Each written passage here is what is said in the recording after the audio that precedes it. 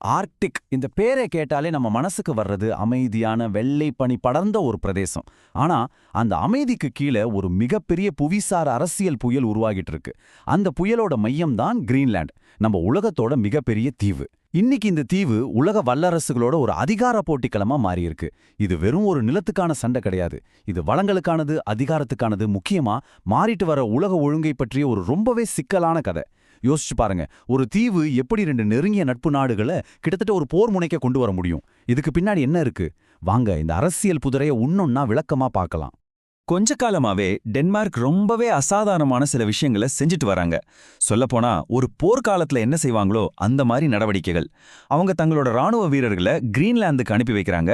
அது மட்டும் இல்ல, ஒருவேளை போர்ல வீரர்கள் காயமடைஞ்சா தேவைப்படுமேன்னு ரத்த பைகளையும் வெடிமருந்துகளையும் கூட கப்பல் கப்பலா ஏத்தி அனுப்பிட்டு இருக்காங்க. நீங்களே சொல்லுங்க, ஒரு நாடு இந்த அளவுக்கு தயாராகுதுன்னா அதுக்கு என்ன அர்த்தம்? ஏதோ ஒரு உண்மையான உடனடி ஆபத்தை அவங்க எதிர்பார்க்கறாங்கன்னு தானே அர்த்தம். இது நிச்சயமா ஒரு சாதாரண ராணுவ பயிற்சி கிடையாது. இது ஒரு பெரிய நெருக்கடிக்கான தயாரிப்பு. ஆனா இங்க தான் இந்த முழு கதையும் ஒரு நம்பவே முடியாத திருப்பத்தை எடுக்குது. டென்மார்க் பயப்படுற இந்த ஆபத்து ரஷ்யா கிட்டேருந்தோ இல்ல சீனா கிட்டேருந்தோ வரல. யார்கிட்ட இருந்து வருது தெரியுமா? கடந்த 70 வருஷமா நேட்டோ ராணுவ கூட்டணியில தங்களோட தோளோடு தோள் நின்ன தங்களோட மிக முக்கியமான நட்பு நாடான அமெரிக்கா கிட்டேருந்து. என்னது, நட்பு நாடுகளுக்குள்ளே சண்டையா? பனிப்போர் காலத்திலிருந்து எத்தனையோ பிரச்சனைகளை ஒன்னா சந்திச்ச இந்த ரெண்டு நாடுகளும் இன்னைக்கு ஏன் இந்த நிலைமைக்கு தள்ளப்பட்டிருக்கு?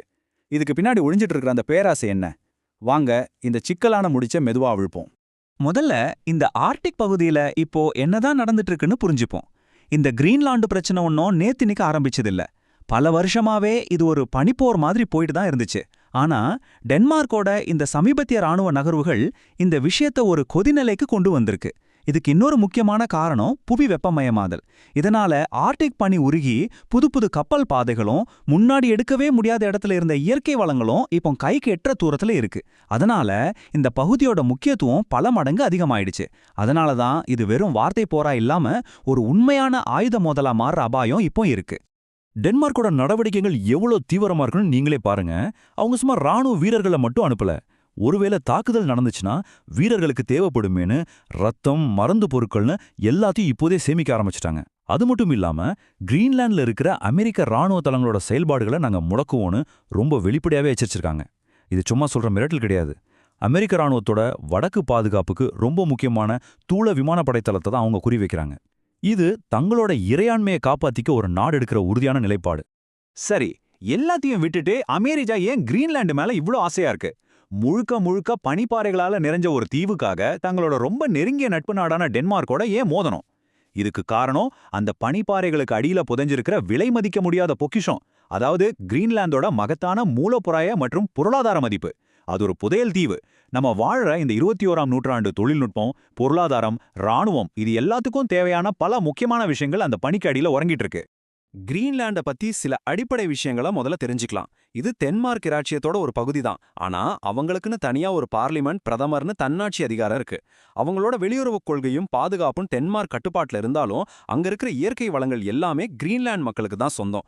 இந்த தீவோட அளவு ரொம்ப பெருசு. ஆனா மக்கள் தொகை வெறும் 57,000 தான். இதுல பெரும்பான்மையானவங்க இன்யூட் அப்படின்ற பழங்குடி மக்கள். ஆனா அதோட அமைவிடம் தான் ரொம்ப முக்கியம். ஆர்க்டிக் மற்றும் அட்லாண்டிக் பெருங்கடல்களுக்கு நடுவுல இருக்கிறதால உலக அரசியல்ல இது ஒரு செஸ் போர்ட்ல இருக்கிற ராணி மாதிரி. அமெரிக்காவோட இந்த தீவிர ஆர்வத்துக்கு இதுதான் முக்கிய காரணம். கிரீன்லாந்தோட நிலத்துக்கடியில டிஸ்ப்ரோசியம், நியோடைமியம் மாதிரியான அரிய வகை புவி கனிமங்கள், அதாவது ரேர் எர்த் மினரல்ஸ் கொட்டி கிடக்குது. இந்த கனிமங்கள் இல்லாம இன்னைக்கு நம்ம பயன்படுத்துற ஸ்மார்ட் போன், எலக்ட்ரிக் கார்களோட பேட்டரி, ஏன் அதிநவீன போர் விமானங்கள், ஏவுகணை பாதுகாப்பு அமைப்புகள்னு எதையுமே உருவாக்க முடியாது. இப்போதைக்கு இந்த கனிமங்களுக்கான உலக சந்தையில சீனா தான் ஆதிக்கம் செலுத்துது.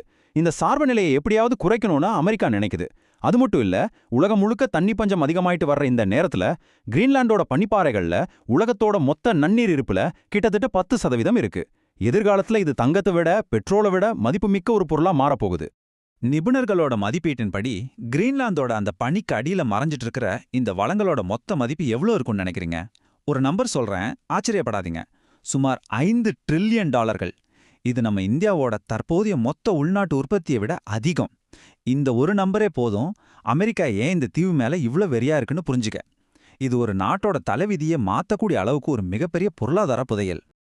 கிரீன்லாண்ட வாங்க அமெரிக்கா முயற்சி பண்றது இது முதல் தடவை கிடையாது. உண்மையை சொல்லப்போனா பெருசா பனி நிறைஞ்சி பயனற்றது அப்படின்னு மத்தவங்க நினைக்கிற நிலப்பரப்புகளை வாங்குறது அமெரிக்காவோட ஒரு பழைய உத்தி. இதுக்கு வரலாற்றுல ஒரு மிகச்சிறந்த உதாரணம் இருக்கு, அலாஸ்கா. இந்த பழைய கதையை புரிஞ்சுக்கிட்டா கிரீன்லாந்து மேல அமெரிக்காவுக்கு இருக்கிற இப்போதைய நோக்கங்களை நம்ம சரியா புரிஞ்சுக்கலாம். 1867ல அமெரிக்கா ரஷ்யா கிட்ட இருந்து அலாஸ்காவை வாங்குச்சு. அப்போ அமெரிக்காவிலேயே நிறைய பேர் இத சீவர்டின் முட்டாள்தனம்னு கிண்டல் பண்ணாங்க. ஒரு பனிக்காட்டுக்கு போய் $7.2 மில்லியன் செலவு பண்ணிருக்காங்களேன்னு சிரிச்சாங்க. ஆனா உண்மை என்னன்னா, அப்போ ரஷ்யா கிரிமியா போர்ல தோத்து போய் பொருளாதார ரீதியா ரொம்ப கஷ்டத்துல இருந்துச்சு. அலாஸ்காவை தங்களோட எதிரியான பிரிட்டன் பிடிச்சுக்குமோன்னு பயந்து அதுக்கு பதிலா அமெரிக்காவுக்கு வித்துடலாம்னு முடிவு பண்ணாங்க. அன்னைக்கு முட்டாள்தனமா தெரிஞ்ச அந்த முடிவு இன்னைக்கு ஒரு மாபெரும் மூலப்போராய வெற்றியா பார்க்கப்படுது. அலாஸ்காவில் இன்னைக்கு எண்ணெய், இயற்கை எரிவாயுன்னு வளங்கள் கொட்டி கிடக்கு. அது மட்டும் இல்லாம ஆர்க்டிக் பகுதியில ரஷ்யாவை கண்காணிக்கிறதுக்கு ஒரு மிக முக்கியமான ராணுவ தளமாவும் அது இருக்கு. இதே மாதிரி ஒரு நீண்டகால கணக்கத்தான் அமெரிக்கா இப்போ கிரீன்லாந்து விஷயத்திலையும் போடுது. அமெரிக்காவோட இந்த பேராசை அதோட எதிரி நாடுகளை மட்டும் கோவப்படுத்தல, அதோட நெருங்கிய நட்பு நாடுகளையும் கோவப்படுத்திருக்கு. ஒரு நாட்டோட சுயநலம் சர்வதேச உறவுகளையும் பல வருஷகால கூட்டணிகளையும் எப்படி பாதிக்குதுங்கிறதுக்கு இது ஒரு சிறந்த உதாரணம். இப்போ உலக அரங்கில் இதனால ஏற்பட்ட ராஜதந்திர விரிசல்களை பத்தி பார்க்கலாம். அமெரிக்காவோட இந்த அழுத்தம் ஒரே நாள்ல வரல, அது படிப்படியா திட்டமிட்டு அதிகரிக்கப்பட்டுச்சு. 2024 இருந்து முன்னாள் அதிபர் டொனால்ட் ட்ரம்ப் கிரீன்லாண்ட்ல வாங்குறது அமெரிக்காவுக்கு முழுக்க முழுக்க அவசியம்னு தொடர்ந்து சொல்லிட்டு வர்றாரு. ஒரு பெரிய ரியல் எஸ்டேட் டீல் பேசுற மாதிரி இத பத்தி பேசினாரு. ரஷ்யாவையும் சீனாவையும் காரணம் காட்டி இது ஒரு பாதுகாப்பு பிரச்சனை மாதிரி காட்ட முயற்சி பண்றாரு.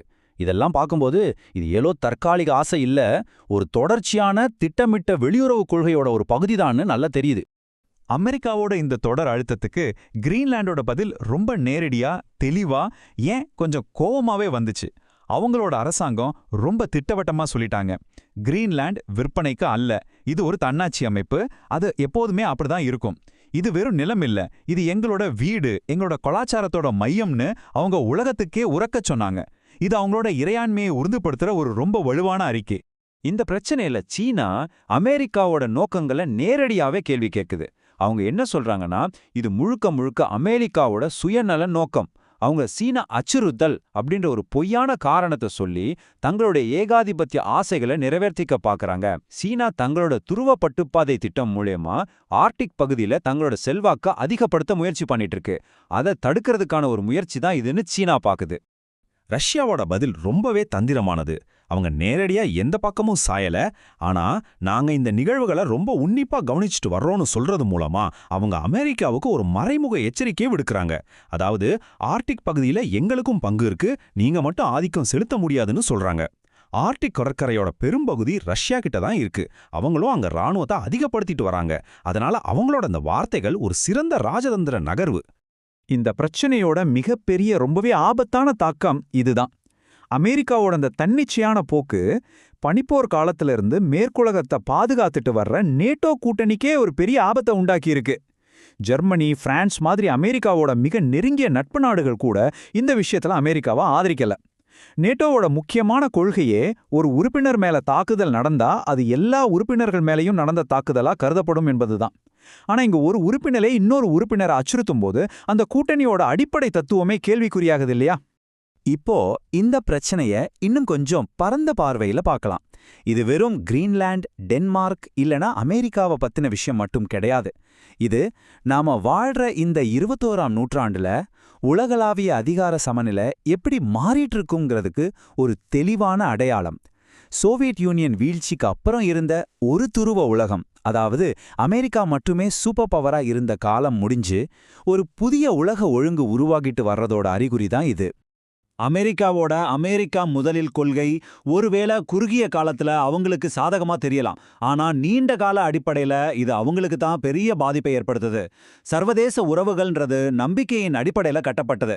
அந்த நம்பிக்கை ஒரு தடவை உடைஞ்சா நட்பு நாடுகள் கூட அமெரிக்காவை நம்ப தயங்கும். இது உலக அரங்கில் அமெரிக்காவை தனிமைப்படுத்தும். அதே நேரத்துல இது ரஷ்யா, சீனா மாதிரி நாடுகளை இன்னும் நெருக்கமா ஒன்னு சேர்க்கும். இது எல்லாமே அமெரிக்காவோட உலகளாவிய செல்வாக்க கொஞ்சம் கொஞ்சமா குறைச்சிட்டு தான் வருது. வரலாறு நமக்கு கத்துக் கொடுக்கிற பாடம் இதுதான்.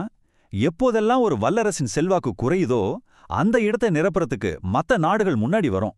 இந்த சூழல் இந்தியாவை போன்ற வளரும் பொருளாதார மற்றும் ஜனநாயக சக்திகள் உலக அரங்கில் ஒரு பெரிய தலைமை பங்கை எடுக்கிறதுக்கு ஒரு நல்ல வாய்ப்பை கொடுக்குது. இனிமே உலகம் ஒரே ஒரு சூப்பர் பவரோட கட்டுப்பாட்டுல இயங்காது. அதுக்கு பதிலா அமெரிக்கா, சீனா, ரஷ்யா, ஐரோப்பிய ஒன்றியம், இந்தியான்னு பல அதிகார மையங்கள் கொண்ட ஒரு பலதுருவ உலகமா மாறும். இதுதான் இதிலிருந்து நம்ம புரிஞ்சுக்க வேண்டிய முக்கியமான விஷயம். இறுதியா நாம எல்லாருமே நம்மள நாமே கேட்டுக்க வேண்டிய ஒரு முக்கியமான கேள்வி இதுதான். ஒரு தீவோட வளத்துக்காகவும் அதோட புவிசார் முக்கியத்துவத்துக்காகவும் கிட்டத்தட்ட 75 வருஷமா உலக அமைதியை பாதுகாக்க உதவிய வரலாற்றிலே மிக சக்தி வாய்ந்த ஒரு இராணுவ மற்றும் அரசியல் கூட்டணியை உடைக்கிறது புத்திசாலித்தனமா?